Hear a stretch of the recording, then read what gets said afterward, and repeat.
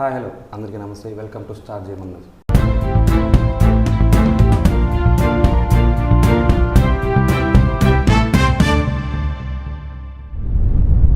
ప్రతిరోజు ఎన్కౌంటర్ పేరుతో వివిధ రాజకీయ నాయకులను ఉద్యోగులను మనం ఎన్కౌంటర్ చేస్తూ వాళ్ళకు బాధలు కష్టాలు కన్నీళ్ళు ప్రతి ఒక్కటి మా వీక్షకులకు చూపిస్తున్నాం, ప్రపంచానికి చాటి చెప్తున్నాం.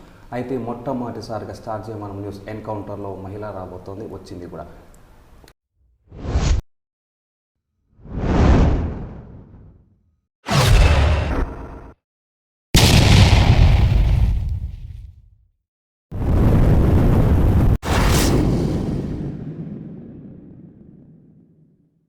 రాజకీయాలంటే కేవలం మగవాళ్ళకే కాదు, ఆడవాళ్ళకు కూడా హక్కు ఉంటుంది. ఆడవాళ్ళంటే కేవలం వంటింటి కుందేలే కాదు, ప్రతి ఒక్క వైద్యం కావచ్చు, ప్రతి ఒక్క రంగాల్లో కూడా ముందుండాలి అని నిరూపించి ముందడుగు వేసి వచ్చిన అనురాధ గారితో ఫేస్ టు ఫేస్ ఎన్కౌంటర్ చేయబోతున్నాం. నమస్కారం అండి అనురాధ గారు. నమస్కారం, నా పేరు Anuradha. Welcome to star Zeeman news అండి. నమస్కారం. ఓకే, ముందుగా మీ బయట మా ప్రేక్షకులు చెప్తారా? ఓకే, అందరికీ నమస్కారము. నా పేరు అనురాధ. నేను వచ్చేసి పుట్టిండేది వచ్చేసి చాలకూరు. మా నాన్న పేరు వచ్చేసి నరసింహప్ప, తలారి నరసింహప్ప, శాంతమ్మ. మేము 5 మంది పిల్లలు. 5 మందిలో నేను పెద్ద ఆయమ్మ, 3 కూతుర్లు 2 కొడుకులు. పెద్ద ఆయమ్మ నేను. ఇద్దరికి పెళ్ళిళ్ళు అయిపోయినాయి, ఇంకా 2 తమ్ముళ్ళు ఉన్నారు. నాన్న రీసెంట్గా చనిపోయినాడు 2 ఏళ్ల క్రితము. ఇక్కడైతే ఇచ్చిండేదైతే పెద్దిరెడ్డిపల్లికి ఇచ్చినారు. నాకు 2022లో పెళ్ళయింది. 2002లో పెళ్ళయింది. 2 ఆడపిల్లలు. Okay okay. అయితే మీ ఫ్యామిలీ అమ్మ నాన్న ఏం చేసేవారు? అమ్మ నాన్న వ్యవసాయం చేసేవాళ్ళు. వ్యవసాయం అంటే నాన్న వాళ్ళకి పొలం ఉండే. చాలా కష్టపడము. ఎందుకంటే మేము 5 మంది పిల్లలు కదా. అప్పుడులో 5 మంది పిల్లల్ని సాకాలంటే ఇప్పుడు చాలా కష్టం అనమాట. వాళ్ళు వ్యవసాయం చేయాలా, మమ్మల్ని సాకాలంటే చాలా కష్టము. ఇంటికి అప్పుడు ఆడపిల్లల్ని అంటే ఇంకా కష్టం. అంటే 3 ఆడపిల్లల్ని ఎలా సాకుతాడు తను, ఎలా పెళ్ళిళ్ళు చేస్తారు, ఏం చేస్తారు అనే దీంట్లో చూసేవాళ్ళు నాన్నని.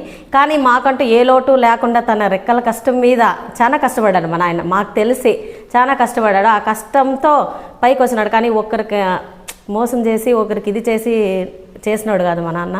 ఇద్దరు, మా అమ్మ మా నాన్న ఇద్దరు రెక్కల కష్టంతో చేసి వాళ్ళ వ్యవసాయం చేసి మమ్మల్ని చదివించాలని మా నాయన చాలా ఇంట్రెస్ట్ అనమాట. పిల్లలు చదవాలంటే.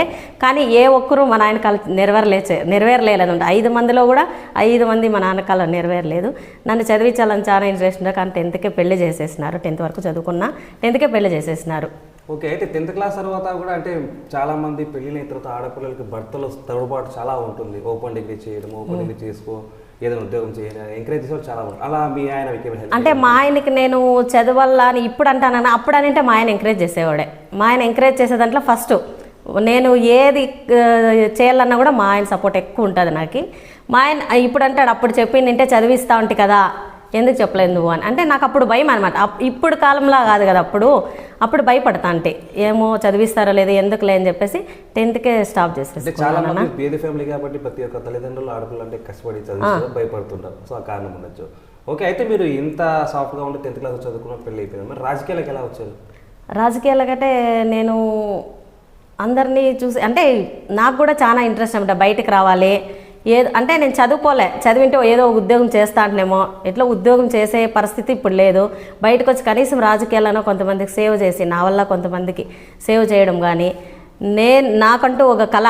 దాంట్లోనే ఇప్పుడు బయట ప్రపంచం చూడాలంటే రాజకీయంలో ఏదన్నా జరుగుతున్నది కూడా మనం బయటకు వస్తేనే కదా మనం తెలిసేది.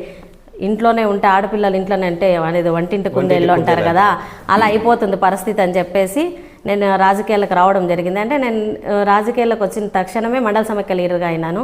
తర్వాత జిల్లా సమైక్య లీడర్గా అయినాను. అక్కడ చాలా ఆడవాళ్ళ పరిస్థితి ఎట్లుంటుందని నాకు అక్కడే తెలిసిండేది, సంఘాల్లోనే తెలిసిండేది.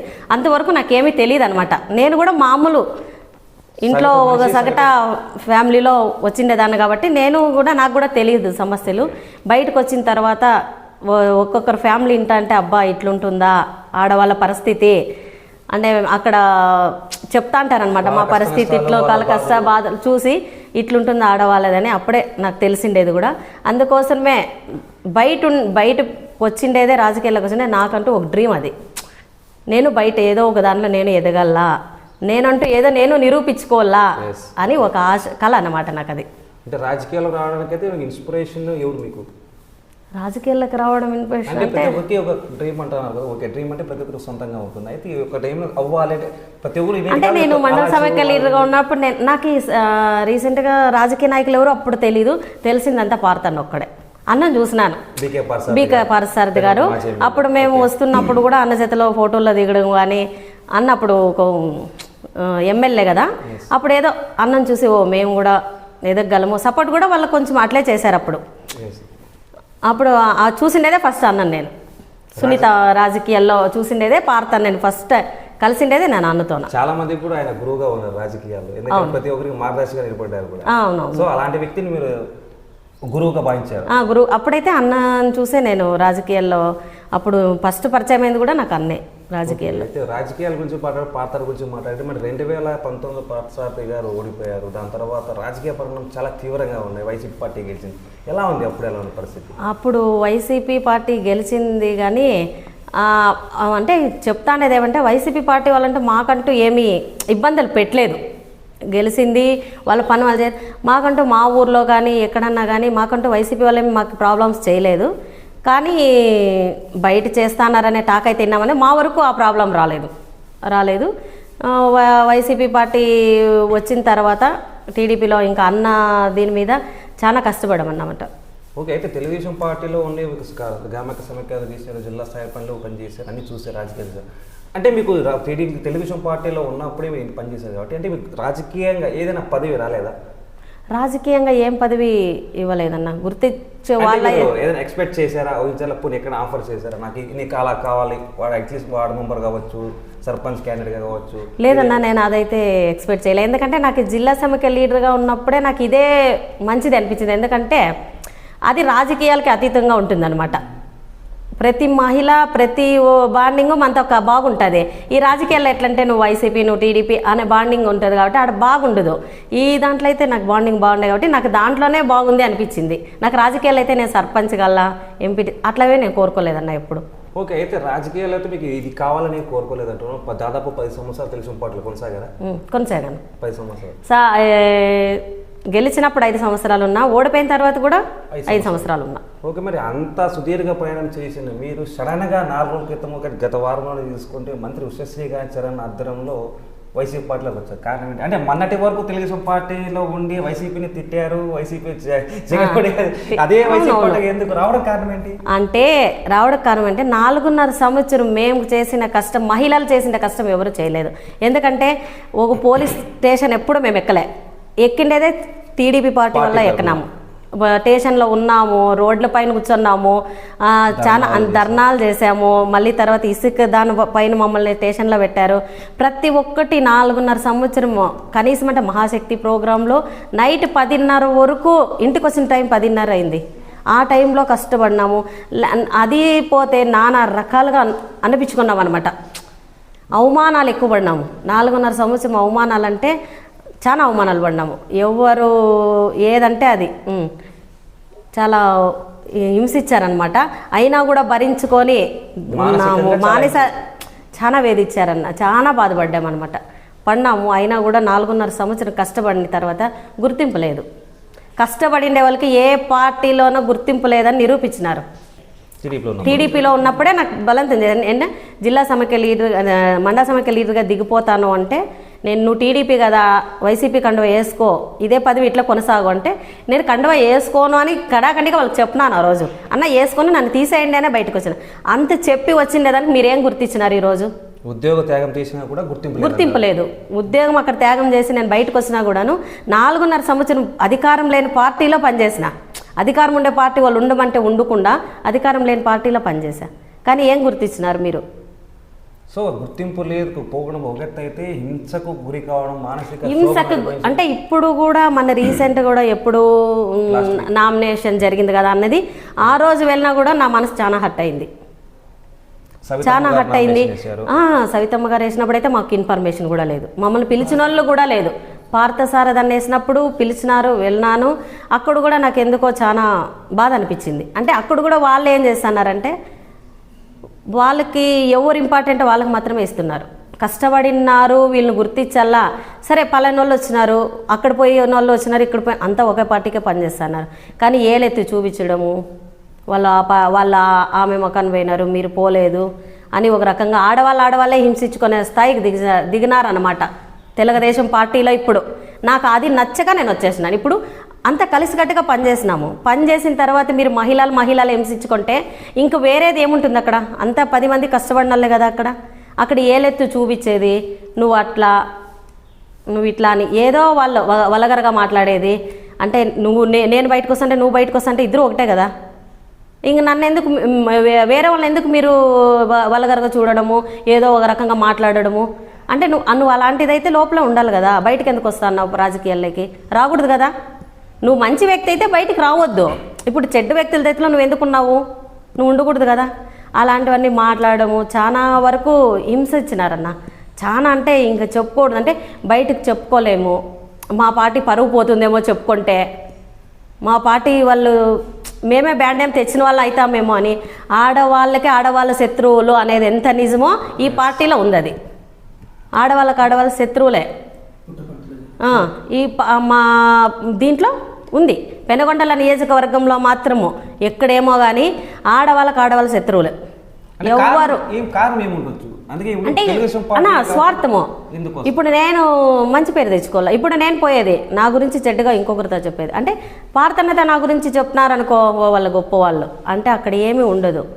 కానీ చెప్పుకోవడం అట్లా ఈ ఒకరికొకరు చెప్పి పార్టీనే సర్వనాశనం చేసి పెట్టినారు పెనుగొండలో. అంటే ఇన్ని కష్టాలు పడుతున్నాయి, ఇన్ని బాధలు పడుతున్నాయి, చివరికి మానసిక క్షోభతో పాటు హింసకు కూడా గురైనాయి. ఇవన్నీ మీరు పాఠశాల దృష్టి తీసుకెళ్ళలేదా? అంటే చాలాసార్లు చెప్పినాం. వాళ్ళు ఇప్పుడు ఎవరిని ఏమనే పరిస్థితిలో ఉండరు. ఎట్లంటే వాళ్ళకి అందరూ కావాలా. ఏ ఓటుని వాళ్ళు పోగొట్టుకోరు కదా. ఇప్పుడు నిన్ను నమ్మి, ఇప్పుడు సవితం దగ్గరకు పోయిన వాళ్ళను కూడా మీరు నమ్మి వాళ్ళకి ఇది చేస్తారు. మేము మిమ్మల్ని నమ్ముకోండే వాళ్ళకి కూడా మీరు అదే చేస్తారు. ఇంక మాకేం ప్రయోజనమో? మిమ్మల్ని నమ్మి మీకోసమే నిలబడినాం కదా. మరి వాళ్ళకి మాకు ఒకే సపోర్ట్. ఇప్పుడు ఆమె మాకు సపోర్ట్ చేయదు కదా, మీరు ఎట్లా చేస్తారు వాళ్ళకి సపోర్టు? ఆలోచించాలి కదా. మీరు తిరిగారు. అయితే ఇప్పుడు మనకు 2019 తర్వాత ఈ ఎన్నికల్లో పార్సార్థి కానీ అంతపురం నుంచి మన హిందూపూర్కి ఎంపీగా పంపించారు మీ జాతీయ గతంలో ఉన్న మీ పార్టీ జాతీయ నాయకులు గారు. ఇక్కడ సవితమ్మ గారికి టికెట్ ఇచ్చారు. ఇప్పుడు సవితమ్మ గారు కూడా ప్రతి ఒక్కరు పార్టీ కోసమే కష్టపడుతున్నారు. అటు పార్సార్థి తర్వాత అయినా సవితమ్మ ఏమైనా తెలుగుదేశం పార్టీనే. ఇప్పుడు పార్సార్థి వర్గం కావచ్చు, వర్గంలో ఇప్పుడు చాలా మంది వాళ్ళు అనుకుంటారు వర్గాలు ఇప్పుడు ఒకే జెండా. మళ్ళీ అలాంటప్పుడు సవితమ్మ వెనకటి ఎందుకు తిరగలేదు? అంటే అక్కడి నుంచి మళ్ళీ మీకు ఏమైనా ఇబ్బంది అవుతుంది భావించారా? అక్కడి నుంచి ఇబ్బంది అంటే అక్కడి నుంచి మమ్మల్ని ఇన్వైట్ చేసిన వాళ్ళు లేరు. ఇప్పుడు మేము 4.5 సంవత్సరం కష్టపడిండేది ప్రతి ఒక్కరూ చూసినారు. మేము ఏమిటనేది ఎంత కష్టపడినామనేది సవితమ్మకు కూడా తెలుసు. తెలియకుండాదైతే ఏం లేదు, తెలుసు. కానీ నేను అక్కతో చాలాసార్లు కూడా మాట్లాడిన. అక్క పరిస్థితి నేను ఈవిడ ఓపెన్గా చెప్తాను. అక్కతో నేను చాలాసార్లు చెప్పిన, అక్క పరిస్థితి ఇట్లుంటుంది, ఆడవాళ్ళే ఇది చేసుకుంటారు. అందుకే నాకు ఒక్కోసారి పార్టీలకు పోవాలంటేనే ఇష్టం అవుతాను లేదు, నాకు అట్లా అనిపించుకోవాలంటే నచ్చదు అని కూడా అన్న. సర్లే అనరాదా అని. అంటే ఇంకా ఈ 2 years బ్యాక్ కూడా అక్కతో కూడా ఒకసారి డిస్కషన్ చేసిన, పరిస్థితులు ఇట్లున్నాయక్క టీడీపీలోన, ఏం చేయలేమో అన్నాను. నేను చెప్పినాను కదా నీకు అక్కకి, ఇప్పుడన్నా వాళ్ళు వచ్చిన తర్వాత అన్నా నేను చెప్పిన తర్వాత అన్నా ఓకే ఒక్కసారి నాకు పిలుస్తాము అనే. అంటే అందరికీ అవసరమే. ప్రతి ఒక్కరికి రాజకీయం అంటే స్వార్థం ఉన్నే ఉంటుంది, స్వార్థంతోనే రాజకీయము. అట్లాంటిటప్పుడు ఇన్వైట్ చేయొచ్చు కదా. నువ్వు నిన్ను తిట్టిన వాళ్ళకి నువ్వు ఫోన్లు నీ గురించి బ్యాడ్గా మాట్లాడాలందరికీ నువ్వు ఫోన్ చేసినావు.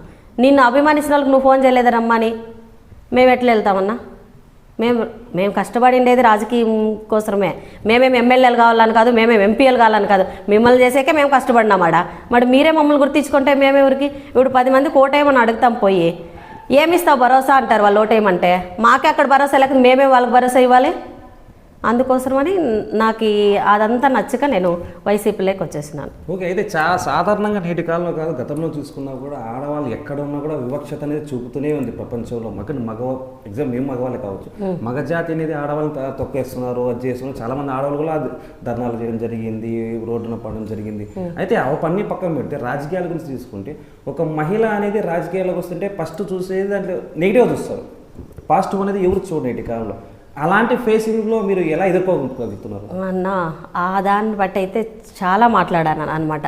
బయటకు వస్తే వాళ్ళు ఏదో ఒక కళతో వచ్చినారో, లేదంటే వాళ్ళకి ఏదో ఒక డ్రీమ్ ఉంటుందేమో, పోనీ వాళ్ళకు కూడా ఒక హక్కు రాజకీయము రాని అనుకోరు. కానీ ఎందుకు వచ్చారో వాళ్ళ ఇంట్లో వాళ్ళు అంత వదిలేసినారేమో వాళ్ళ భర్త వాళ్ళ భర్త సరిగ్గా పట్టించుకోవడం లేదు, అందుకే రాజకీయాల మీద పడినారు వీళ్ళు. చివరికి బరి తెగించి వచ్చిన అన్న అనిపించుకోకుండా మాటలన్నీ అనిపించుకున్నామన్న రాజకీయాల్లోకి వచ్చిన తర్వాత. అయినా కూడా సరే ఎవరు ఏమనుకున్నా మన వ్యక్తిగతం మనకు తెలుసు.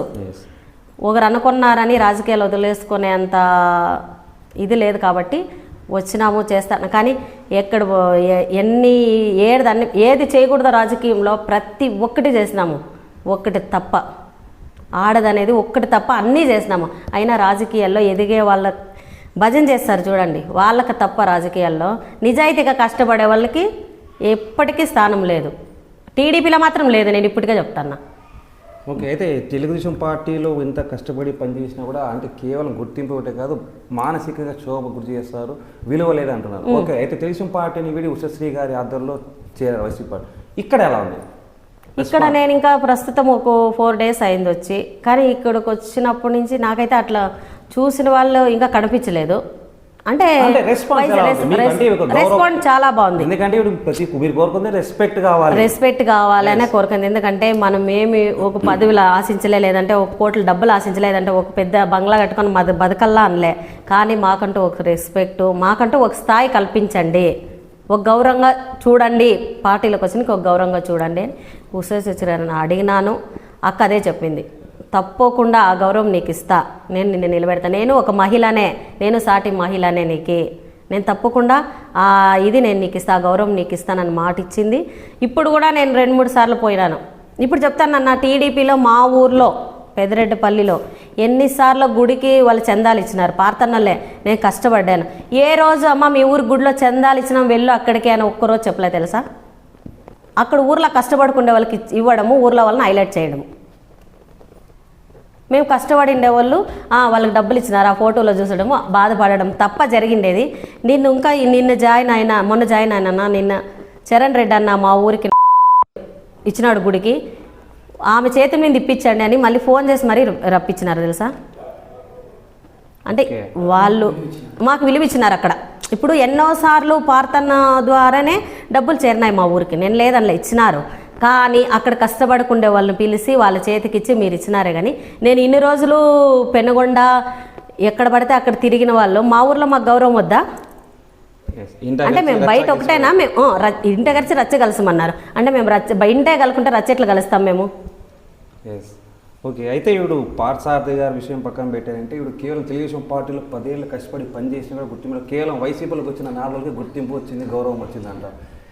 వైసీపీ కోసం మీరు ఎలా ముందడుగైపోతున్నారు మీరు? వైసీపీ కోసం అంటే వచ్చిన 10 ఎక్కడున్నా కూడాను డబుల్ గేమ్ ఆడకుండా, ఎక్కడున్నా కూడా పార్టీ కోసం కష్టపడే మనస్తత్వం నాది. నేను డబ్బు కోసం ఎప్పుడూ ఆశించి పనిచేయలే. టీడీపీలో ఉన్నప్పుడు ఛార్జీలకు కూడా పెట్టుకొని పనిచేసిండే కాలం మాది. ఎవరితోనా రూపాయి ఇప్పించుకోలేదు, ఎవరు మాకు ఇది పట్టండి అమ్మాయి ఛార్జీలు పెట్టుకొని రాండి అని ఇచ్చిన వాళ్ళు లేరు. ఇప్పుడు చెప్తానా, ఏదో ఉషశ్రీ చరణ్ ఏమో డబ్బులు ఇచ్చిందేమో పోయిందేమో, ఎక్కడికి పోయినా డబ్బులకు పని చేసే మనస్తత్వం నాది కాదు. వ్యక్తిని చూసి నాకంటూ ప్రిఫరెన్స్ ఇస్తే ఆడ ఏదైనా కష్టపడతా. ఓకే, అంటే ఇప్పుడు ఈ కాలంలో అంటే 2024 మెయిన్ ఎలక్షన్లో త్వరగా కేవలం 10 రోజులు ఎలక్షన్. అయితే ప్రతిరోజు మనం చూస్తున్న సోషల్ మీడియా కావచ్చు, పత్రికల్లో కావచ్చు, ముఖ్యంగా వాట్సాప్లో కావచ్చు, ప్రతి గంటకి జంపింగ్ జపాంగలు అయిపోతున్నాయి. ఈ గంటకి ఈ పార్టీ ఉంటే ఇంకో గంటకి ఆ పార్టీ అయిపోతుంది. కానీ బయట ప్రజలు ఏమనుకుంటున్నారంటే ఒకటే చెప్తున్నారు, వాళ్ళకి డబ్బులు ఇచ్చింటారు పార్టీ మారు, డబ్బులు ఇచ్చింటారు పార్టీ మారు. అదే కోణంలో మీ పేరు కూడా వచ్చింది మాకు, డబ్బులు ఖచ్చితంగా ప్యాకేజ్ భారీ మొత్తంలో వచ్చింది. అందుకే 10 సంవత్సరాలు తెలుగుదేశం పార్టీ వీటి రావాలంటే అంత ఆశామాషి 10 సంవత్సరాలు తగ్గట్టుగానే బాగా ప్యాకేజ్ వచ్చిందని ఇచ్చారు. అందుకే వైసీపీలో వెళ్ళింది సడన్ గా అంటున్నారు. దీనికి సమాధానం విత్ జంపింగ్ జపాన్తో పాటు మనుషులు ఏదైనా మాట్లాడతారన్న, వాళ్ళ నాలుకి ఎక్కడ కావాల్సినా తిరుగుతుంది. కానీ డబ్బుల కోసమే పనిచేసింటే మరి 10 years తెలుగుదేశంలో పనిచేసినాను కదా, ఎన్ని లక్షలు ఇచ్చినారు వాళ్ళు నాకు? ఎన్ని లక్షలు ఇచ్చింటే అంత కష్టపడి ఉంటాను. డబ్బుల కోసం పనిచేయాలనుకుంటే అది తప్పన్నారు.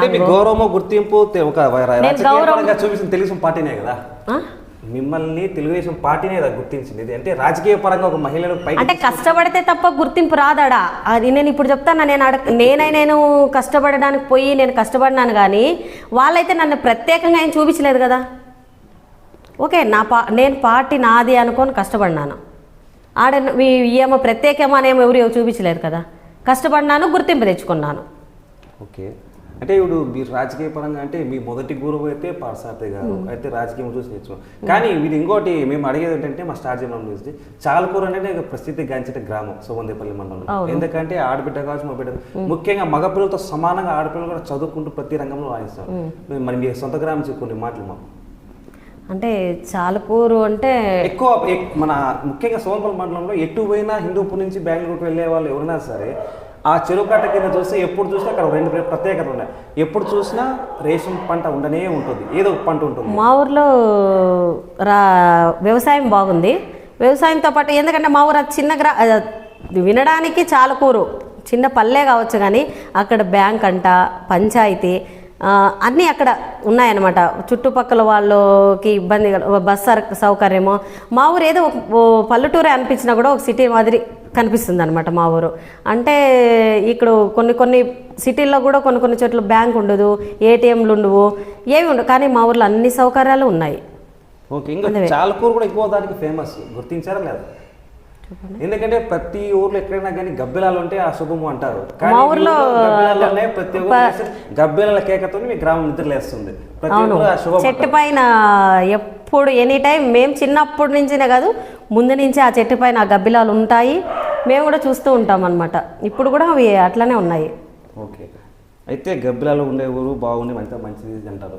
సరే, నేటి పెనుగొండ నియోజకవర్గం పక్కన పెట్టామంటే వైనాట్ 175 నినాదంతో జగన్మోహన్ రెడ్డి గారు వచ్చారు, చేస్తున్నారు. ప్రతి చోట చాలా చోట్ల సీట్లు మార్పులు చేశారు. సూపర్ 6 పథకంతో చంద్రబాబు నాయుడు వస్తున్నారు.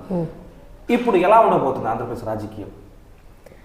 ఎలా అంటే పథకాలు పనిచేసి వచ్చారు కాబట్టి అనుభవం ఉంది కాబట్టి ఇప్పుడు ఈసారి 2014లో పొత్తు పెట్టుకున్నారు జనసేనతో.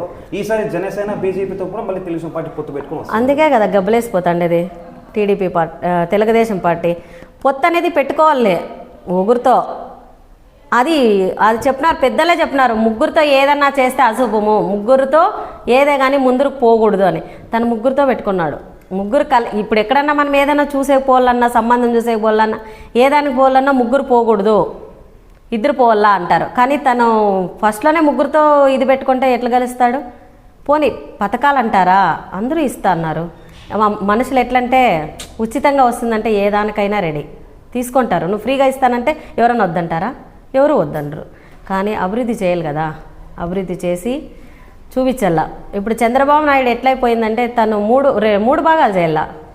ఒక భాగంతో ఏది కాదు. జగన్మోహన్ రెడ్డి ఒకడు ఏదైనా సాధిస్తాడు, చంద్రబాబు నాయుడు చేత కాదు అనే కాన్సెప్ట్ నాదైతే, మా అభిప్రాయం.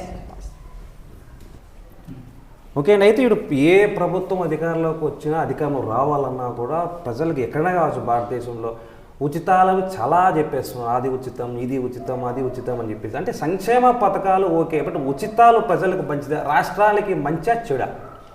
అంటే ఉచితాలు పంచితే ఏ పార్టీ అయినా ఉచితం అంటే అది రొంత నష్టమే. ఎందుకంటే ఉచితంగా పథకాలు ఇస్తే అందరూ తిని సోమరిపోతలు అయిపోతారు. కానీ దాంతోపాటు పథకాలు ఇవ్వాలి, కానీ కొంచెం అభివృద్ధి చేసి ముందుకి భవిష్యత్తుకి, పిల్లల భవిష్యత్తుకి కొన్ని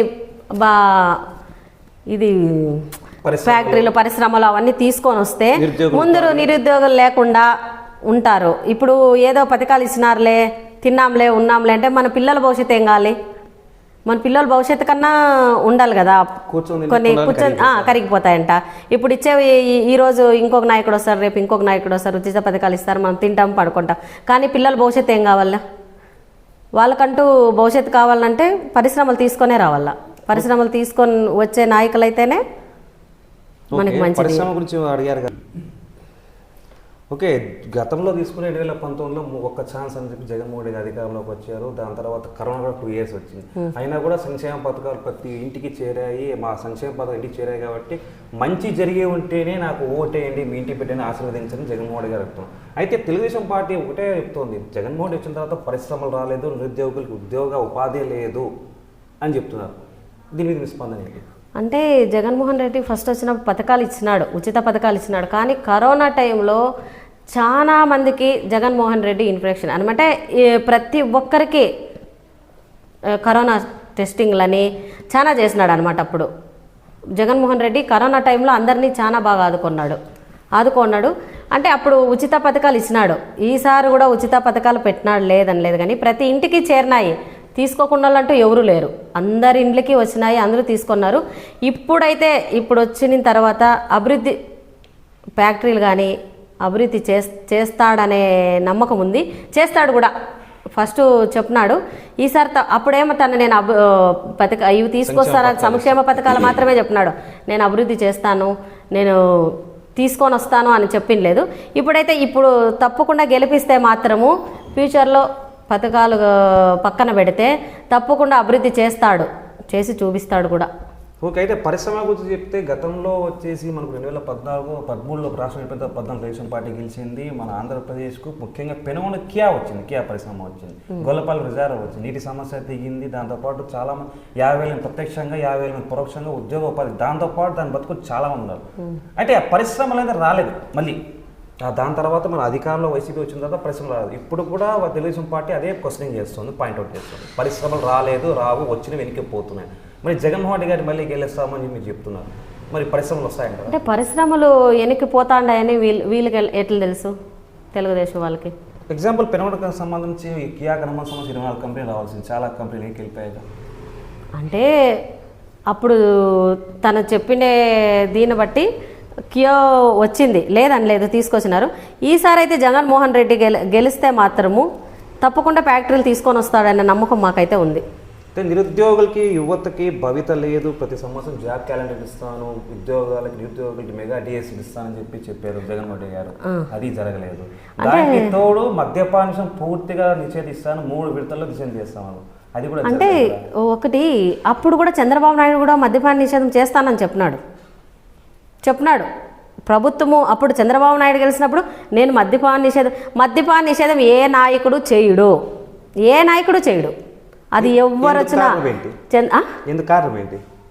అది వాళ్ళ ప్రభుత్వానికి లాభం అంటే అదే. ఇప్పుడు ఓకే, చేయరు. ఏ నాయకుడు వచ్చినా, చంద్రబాబు నాయుడు వచ్చినా, జగన్మోహన్ రెడ్డి వచ్చినా, ఇంకొక వచ్చి సీఎం కూర్చున్నా కూడాను మద్యపాన నిషేధం చేయరు. అది మనం అపోహ, వాళ్ళు చెప్పేది మనం నమ్ముతాం అంతే, కానీ అది మాత్రం జరగదు. ఏదైనా జరుగుతుంది కానీ అది జరగదు, మద్యపానం జరగదు. ఓకే, మద్యపానం పక్కన పెట్టామంటే ఇక నిరుద్యోగుల పరిస్థితి ఏంటి? నిరుద్యోగుల పరిస్థితి అంటే అప్పుడు కూడా ఉద్యోగాలు ఇచ్చిందైతే తక్కువే. ఉద్యోగాలు అయితే ఇప్పుడు ఆ లెక్కకపోతే చంద్రబాబు నాయుడు దానే ఎన్ని ఉద్యోగాలు ఇచ్చినాడు? చాలా మందికి ఇచ్చారు. అంటే అప్పుడు ఆంధ్రప్రదేశ్ విడిపోయింది కదా, అప్పుల్లో ఉంది, 2 సార్లు అవకాశం ఇవ్వమని చెప్పారు. అంటే అప్పుల్లో ఉంది. చంద్రబాబు నాయుడు అప్పులు చేసిన తర్వాతే కదా జగన్మోహన్ రెడ్డి వచ్చింది. జగన్మోహన్ రెడ్డి అప్పుల్లో ఉన్నట్లే కదా. ఓకే, ఆంధ్రప్రదేశ్లో జగన్మోహన్ రెడ్డి సార్ వచ్చిన తర్వాత యువతకు భవిత లేదు, ఉద్యోగాలు లేవు, డిఎస్సీ లేదు, దాని తర్వాత జాబ్ క్యాలెండర్ లేదు. కేవలం యువతకు దేనికి వాడుతున్నారు? పెద్ద పెద్ద డిగ్రీ చేసిన ఎంఎస్సీ కావచ్చు, బీఎస్సీ కావచ్చు, బీకామ్ కావచ్చు, ఎంఏ ఏదైనా కావచ్చు, చేసిన వాళ్ళు ఫిష్ ఆంధ్రాలో పనిచేస్తున్నారని చెప్పి టీడీపీ వాళ్ళే ఆరోపణ చేస్తున్నారు. మన కూడా చంద్రబాబు నాయుడు ఆరోపణ చేశారు. చూసారా తమ్ముళ్ళు, ఫిష్ ఆంధ్రాలో మన తమ్ముళ్ళు ఉద్యోగాలు చేసుకున్నారు, పీజీ చేస్తున్నారు, ఇది మీ పరిస్థితి, నేను వస్తాను జాబ్ ఇస్తాను అంటారు. మరి జగన్మోహన్ రెడ్డి గారు జాబ్ లేదంటున్నారు. జగన్మోహన్ రెడ్డి జాబ్ లేదని ఎందుకు అంటున్నారు? ఇప్పుడు జగన్మోహన్ రెడ్డి ఇంటి వద్దకే పాలన తెచ్చాడు కదా. అంటే సచివాలయాలు ప్రతి ఇంటికి, ప్రతి ఊరికి సచివాలయాలు పెట్టాడు. అప్పట్లో ఏదన్నా మనం పని చేయించుకోవాలంటే పంచాయతీ ఆఫీసుల చుట్టూ తిరగాల.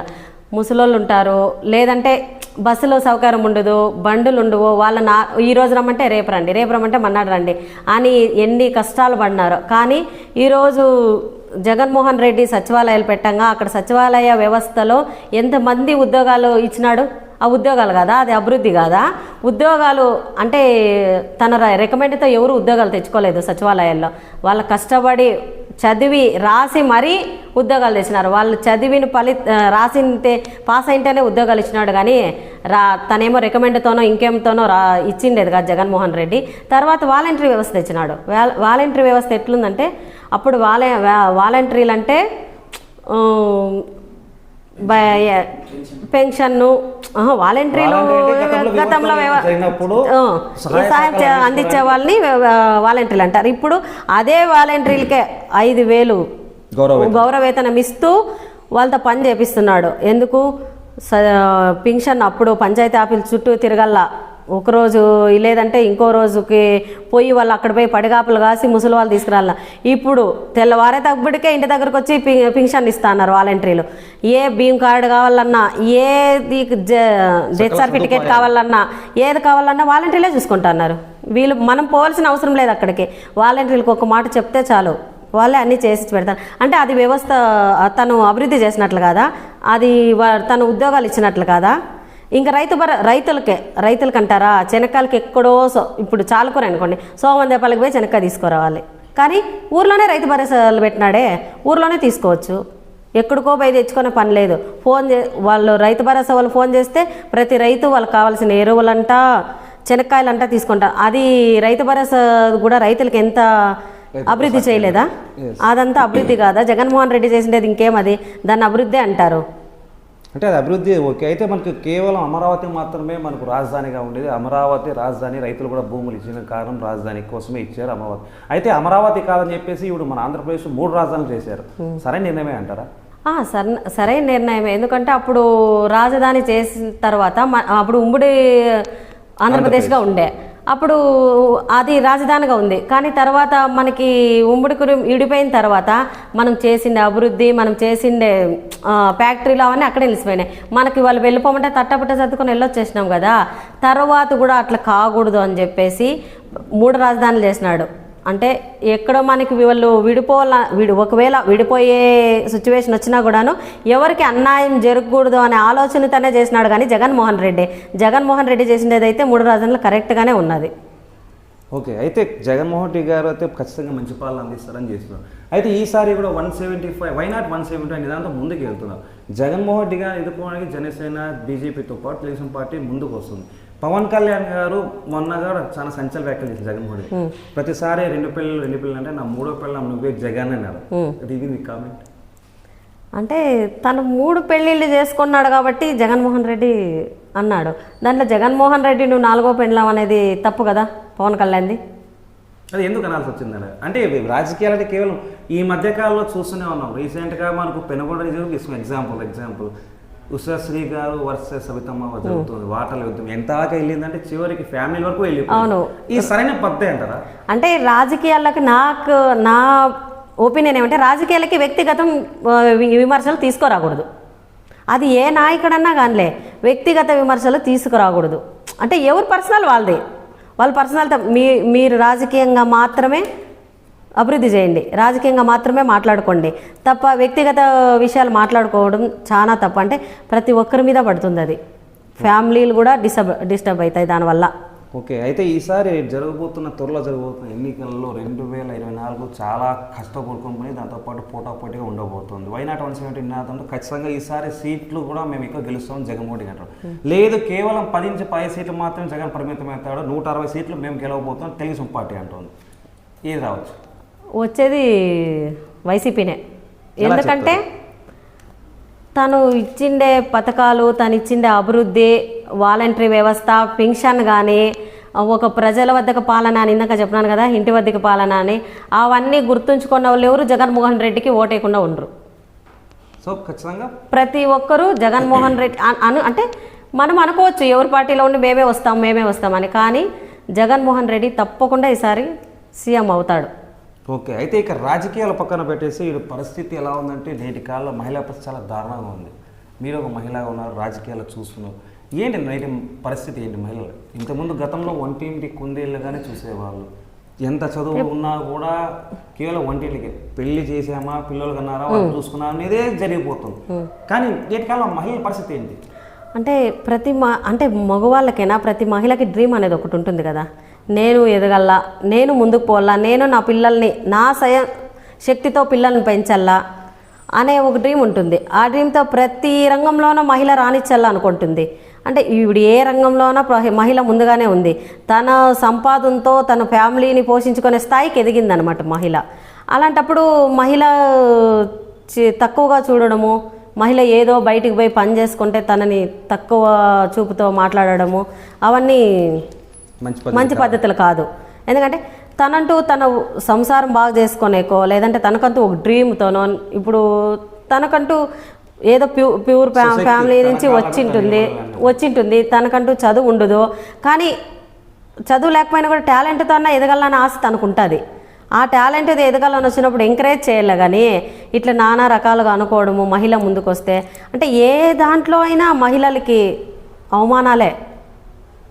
తను ఎంత ఎదగాలనుకున్నా కూడా అవమానాలతోనే తనని చంపుతారు తప్ప ఎంకరేజ్ చేసి బయట ప్రపంచం ఉండేదే అది, సమాజంలో జరుగుతూ ఉండేదే అది. ఏ మహిళని స్వచ్ఛందంగా బతికినీరనమాట. ఓకే, అయితే ఇప్పుడు ఓకే మహిళగా మీరు చెప్తున్నా మంచిగా చెప్పారు. కానీ ప్రతిరోజు అంటే ఆ జనరేషన్ వేరు ఈ జనరేషన్ అంటారు. ఇప్పుడు మొబైల్లో కూడా 2G నుంచి 5G దాకా ఎదిగాము. చివరికి ఎంతవరకు అభివృద్ధి చెందుతున్నామంటే ఆకాశంలో వెళ్ళి చంద్రుడి పైన నీళ్లు ఉన్నాయా లేదా అనేది చూసే స్థాయికి కూడా వచ్చు. కానీ ఇంత జనరేషన్ ఫాస్ట్గా జరుగుతున్నారు. నేటి కాలం ఎక్కడో చోట ప్రతిరోజు మహిళల పైన అఘాయిత్యాలు జరుగుతూనే ఉన్నాయి. ఒక ఆడపిల్లగా ఒక ఆడపిల్ల తండ్రిగా నేటి కాలం యువతకు మీరు ఇచ్చే సజెషన్ ఏంటి? అంటే అప్పట్లో అయితే బాండింగ్ బాగుండేది. అప్పుడు ఫోన్లు లేవు, టీవీలు లేవు. ఇప్పుడు మేమున్నప్పటికే కానీ టీవీలు లేవు. ఎవరింటికో పోయి చూడాలి టీవీ. ఎవరో ఊర్లో ఒక 2-3 ఇంట్లో టీవీలు ఉండేది. అప్పుడు అమ్మ నాన్నతో ఏదైనా కష్టం అయితే చెప్పుకునే వాళ్ళం అనమాట. వాళ్ళు అట్లా అన్నారు, ఇట్లుంది, పక్కింటోళ్ళు ఇట్లా మాట్లాడినారు. ఇప్పుడు అట్లా కాదు. ఎవరు ఏదన్నా బయట ప్రపంచము వాళ్ళకి అవసరంలే. ఫోను, చదువు, పోవడము రావడము చూడడం. అందుకోసమే తల్లి తండ్రి మనది కూడా బాధ్యత ఉంటుంది అనమాట. పిల్లలతో బాండింగ్ బాగుండాల. ఏదో ఫోన్ ఇచ్చినాంలే చూసుకుంటా ఉంటారులే వాళ్ళతో ఏముందిలే అనుకోకూడదు. ఒక ఫ్రెండ్స్ మాదిరి ప్రతిదీ వాళ్ళతో షేర్ చేసుకుంటా అంటే వాళ్ళలో ఉండే భయము పోతుంది, వాళ్ళలో ఉండే ఒపీనియన్ మనకు తెలుస్తుంది. అందుకోసమే చెప్తాండేది. ముందైతే మేము మా కాలంలో అయితే ఫోన్లు అసలు ఏంది, ల్యాండ్ ఫోన్లు ఉండేవి. ఎవరు ఫోన్లు చేసుకునే పరిస్థితి కూడా అప్పుడు లేదు. ఇప్పుడైతే ఎవరికెవరు టిఫిన్ తినాలన్నా కూడా ఫోన్లో మెసేజ్ చేసుకుంటారేమో, రాని టిఫిన్ తిందాము అనే స్థాయికి వచ్చేస్తా అన్నారు. అంటే అన్నం తినిపియాలంటే అదేంది గేములు పెట్టిస్తే తప్ప పిల్లలు అన్నం తినరు. ఆ స్థాయికి ఆ కాలంలో చందమామని చూపించో, బయట నిలబెట్టో, ఏదో అది చూపించో ఇది చూపించో అన్నం తినిపిస్తాండ్రు. ఏదో ఇప్పుడు బయట ప్రపంచమే చూస్తాండలేదు పిల్లలు. ఫోన్ ఉంటే పాటతో చూడవే అనే స్థాయికి వచ్చేసినారు ఇప్పుడు. అట్లుంది ఇప్పుడు జనరేషన్. అందుకోసమే చెప్పేది ఒకటే, పిల్లల్ని కొంచెం బాండింగ్తో, అభిమానంతో, ప్రేమతో, మనకంటూ ఏదైనా ఉంటే ఒక ఫ్రెండ్స్తో పంచుకున్నట్లు పిల్లలు మనతో పెంచుకునేటట్లు ఇది చేసుకోవాల. ఇప్పుడు ఒక ఆడపిల్లగా నేను చెప్తున్నా, నాకు 2 ఆడపిల్లలు ఉన్నారు. అంటే మనం ఆడపిల్లలతో ఓ ఫ్రెండ్గా తల్లిగా కాకుండా ఒక ఫ్రెండ్గా ఉంటే తప్పకుండా వాళ్ళు బయట జరిగే ఇది మగపిల్లలు ఏదన్నా అన్నాను లేదంటే బయట ఏదన్నా జరిగినా కూడా వచ్చి ఒక ఫ్రెండ్లా మనకు చెప్పుకుంటారు. మనం ఎప్పుడైతే తల్లిగా బిహేవ్ చేసి కొంచెం రాంగ్గా ఉంటే వాళ్ళు ఏమనుకుంటారంటే మా అమ్మకు చెప్తే ఏం జరుగుతుందో అనే భయంతో చెప్పకుండా వాళ్ళు ఫోన్ చూసుకొని ఉండడము, వాళ్ళకి ఏమన్నా ప్రాబ్లం వచ్చినప్పుడు ఆత్మహత్యలు చేసుకోవడము, లేదంటే బయట ఏదన్నా వచ్చినప్పుడు వాళ్ళ వల్ల సమస్యలు వాళ్ళు వచ్చినప్పుడు చెప్పుకోలేక ఆత్మహత్యలు చేసుకోవడము, ఏదో ఒకటి సమస్యలు ఆడపిల్లలకు వస్తున్నాయి. అందుకే ప్రతి తల్లిదండ్రి చెప్పేది ఒకటే, ఫస్ట్ ఆఫ్ ఆల్ తల్లి ఒక బిడ్డకి తప్పకుండా ఒక ఫ్రెండ్గా ఉంటే అన్నీ నీతో షేర్ చేసుకుంటారు. షేర్ చేసుకుంటే వాళ్ళ నాన్నతో ఆమె షేర్ చేసినప్పుడు మన ఇంట్లో పరిస్థితులు మనమే చక్కదిద్దుకోవచ్చు. బయటకు వెళ్ళే వరకు మనకు ఛాన్స్ ఉండదు, మనతోనే షేర్ చేసుకుంటారు వాళ్ళు. అందుకోసమనే ప్రతి ఒక్కరూ ఫ్రెండ్లా ఉండండి. పిల్లలతోన వాళ్ళ బాండింగ్ని ఇది చేసుకోండి. ఒక సినిమాలో కూడా బాలకృష్ణ చెప్పాడు ఏమంటే, ప్రతి చోట జరుగుతూనే ఉన్నాయి. ఎక్కడ పైన మానభంగాలు, చిన్న పిల్లలే. నేను కూడా జిల్లా సమాఖ్యలో ఉన్న చిన్న పాప నిజం పోయి గవర్నమెంట్ హాస్పిటల్లో వేసినారు. ఆ పాపని ఏడుపు వచ్చింది ఆ పాపని చూసి. ఇంకా ఎంత 5 ఏండ్ల పాప. చాలా బాధ అనిపించింది. అంటే అప్పటి నుంచి ఇప్పటి వరకు అవే జరుగుతున్నాయంటే పిల్లలకు మనం నేర్పించాల్సింది ఏమంటే బ్యాడ్ టచ్ ఏది, గుడ్ టచ్ ఏది అంటే ఆల్రెడీ ప్రతి సినిమాలో బాలకృష్ణ చెప్తా అన్నాడు. బయట కూడా స్కూల్లో కూడా అది నేర్పించాలా అని కొన్ని చోట్ల కూడా నేర్పిస్తున్నారు.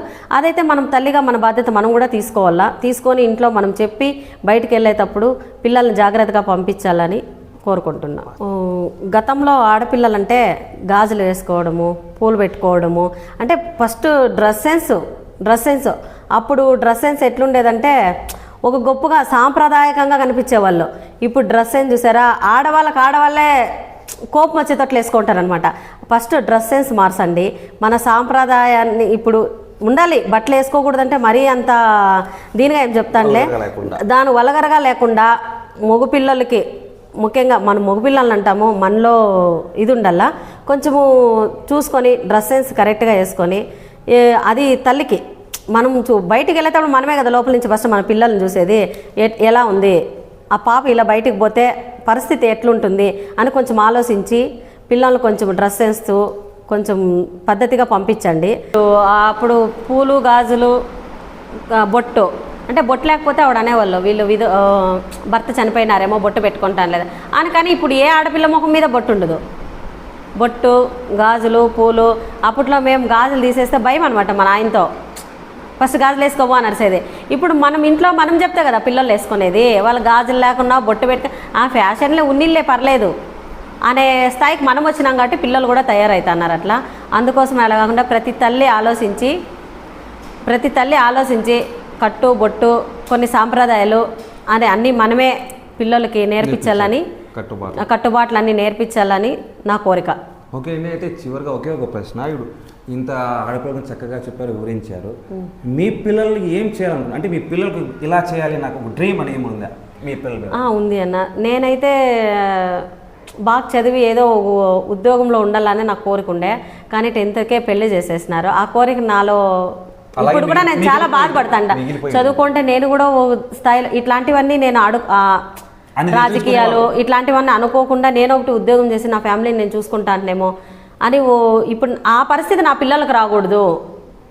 నేను పడుతున్న బాధ నా పిల్లలు పడకూడదు. వాళ్ళని ఏ జాబ్ అయినా పర్వాలే ఒక స్థాయిలో ఒక జాబ్లో చూడాలనే చదివిస్తాను. వాళ్ళు కూడా నా తగ్గట్టుగా చదువు కూడా బాగా చదువుతున్నారు. వాళ్ళిద్దరూ చదువులు అయితే ఏ దాంట్లోనో ఇప్పటి వరకు ఫెయిల్ అయిందైతే లేదు, బాగా చదువుతున్నారు. వాళ్ళని ఒక స్థాయిలో ఏదో ఉద్యోగం గవర్నమెంట్ జాబ్, ఇద్దరికి గవర్నమెంట్ జాబ్లో చూడాలని నా కోరిక. ఏం చదువుతారు మా పిల్లలు? ఇద్దరు పిల్లలు పెద్ద మా డిగ్రీ అయిపోయి ఇప్పుడు ఇది చేస్తుంది అన్న, మెడికల్ కోడింగ్ చేస్తాను బెంగళూరులోన బైపీసీ. చిన్న ఎంపీసీ తీసుకుంది, ఫస్ట్ ఇయర్ అయిపోయింది. ఇద్దరు ఆడపిల్లలే? ఇద్దరు ఆడపిల్లలే. ఇద్దరు మగపిల్లలాగా పెంచుతున్నారు? ఇద్దరిని మగపిల్లలాగా పెంచు, వాళ్ళే మగపిల్లలైన వాళ్ళే ఆడపిల్లలైన వాళ్ళే మాకి. ఓకే. అయితే ఇంతగా మీరు ఇంత కష్టపడుకుంటూ మీకు ఫ్యామిలీ చూసుకుంటూ మీ ఆడపిల్లలు చేసుకుంటారు, వీటన్నిటికీ ఒకత్తు మీ అమ్మ నాన్న బ్యాక్గ్రౌండ్ అయితే ఇటువైపు ఇప్పుడు గత సామెత ఒకటి ఉంది, ప్రతి మగాడి విజయం వెనక ఒక ఆడ ఉంటుందని. కానీ మీ ఆడవారు కాబట్టి మీ వెనక మీ ముందు ఉండే మీ భర్త గురించి ఓ 2 మాటలు. అంటే నాకంటూ మా ఆయన సపోర్ట్ లేకుంటే నేనేమీ చేయలేనన్న.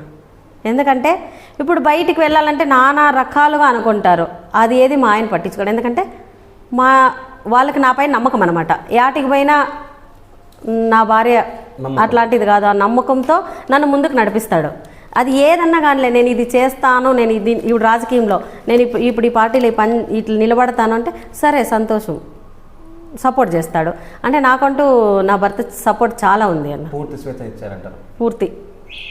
వాళ్ళ నమ్మకాన్ని నేను కూడా అలానే నిలబెట్టాలనే ప్రయత్నం చేస్తున్నారు. ఖచ్చితంగా నిలబెడతారు కూడా. అంతేకాకుండా భవిష్యత్తులో కూడా ఇంకా మంచి స్థాయికి రావాలని కోరుకుంటాము.